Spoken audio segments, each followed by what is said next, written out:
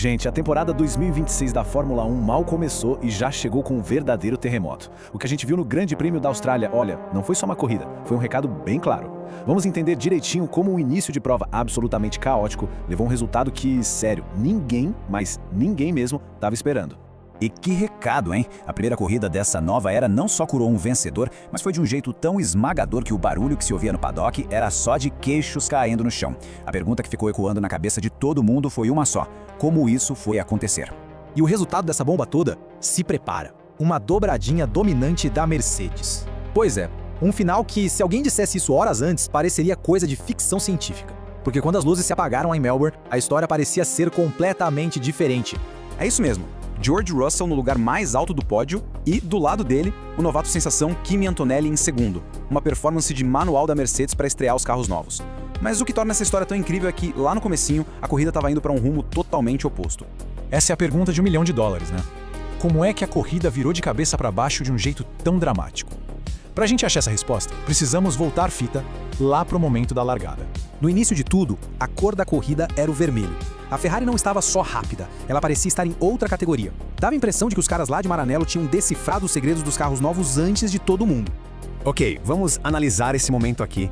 Charles Leclerc, largando lá do quarto lugar, teve uma reação absurda. Ele simplesmente saltou na frente, mergulhou por dentro na curva 1 e, de forma brilhante, tomou a liderança antes mesmo de completar a primeira volta. Uma largada simplesmente sensacional. Com essa manobra, o cenário estava todo montado para um show da Ferrari. Leclerc na ponta, seu novo companheiro Hamilton já em terceiro e o pole position, o George Russell, sendo simplesmente engolido pelo pelotão. O domínio vermelho parecia inevitável. Mas então, um único incidente na pista mudou completamente o rumo das coisas. Foi um daqueles momentos em que uma decisão de fração de segundo simplesmente define quem vence e quem perde. E aqui está a sequência dos fatos. A Red Bull do Hadjar teve uma falha mecânica e ele teve que parar o carro na pista. Isso acionou as bandeiras amarelas e, na sequência, um Virtual Safety Car. É nesse exato momento que a corrida é decidida. Agora, o ponto crucial. Olha só o contraste. A Mercedes foi cirúrgica. Na hora chamou o Russell e o Antonelli para os boxes. Por que isso é genial? Porque com o Virtual Safety Car, todo mundo tem que andar mais devagar. Então a perda de tempo para parar nos boxes é mínima. É a famosa parada barata. Já a Ferrari, a Ferrari hesitou, demorou para se decidir e perdeu a janela ideal. Um erro de cálculo que custou a vitória. E com a Ferrari presa no tráfego depois da sua parada tardia, a Mercedes agora com a pista livre não apenas liderou, ela desapareceu no horizonte. A partir dali o que a gente viu foi o início de um domínio prateado que ninguém conseguiu sequer arranhar. O W17 se revelou uma obra-prima. Com a pista livre, ele não deu chance. O carro parecia grudado no chão nas curvas e um foguete nas retas, com a nova unidade de potência funcionando em perfeita harmonia. Ficou claro que enquanto umas equipes ainda estavam tentando entender as novas regras, a Mercedes já tinha dominado o assunto. E a tabela final só carimba o que a estratégia genial construiu. Dobradinha da Mercedes, com Russell e Antonelli. O Leclerc até conseguiu salvar um pódio para a Ferrari com o Hamilton logo atrás, mas a verdade é que, depois daquele erro no VSC, a briga pela vitória já tinha acabado para eles. E só para ter uma ideia da vantagem, a diferença final entre o primeiro colocado da Mercedes e o terceiro da Ferrari foi de quase 3 segundos. Numa pista como Melbourne, isso é uma margem gigantesca que mostra o quanto eles estavam à frente em ritmo puro.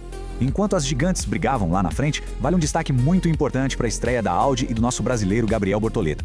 Na sua primeira corrida na F1, ele guiou com a cabeça, se manteve longe de problemas e levou o carro até um 9º lugar, marcando pontos cruciais. Um começo muito sólido para o Brasil na nova era.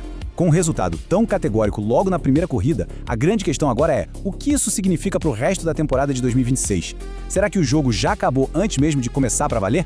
E para os fãs mais antigos, essa imagem traz um déjà vu que chega a ser preocupante. Essa performance dominante lembra e muito o início da era híbrida lá em 2014, quando a Mercedes chegou com uma vantagem técnica avassaladora, uma vantagem que durou quase uma década.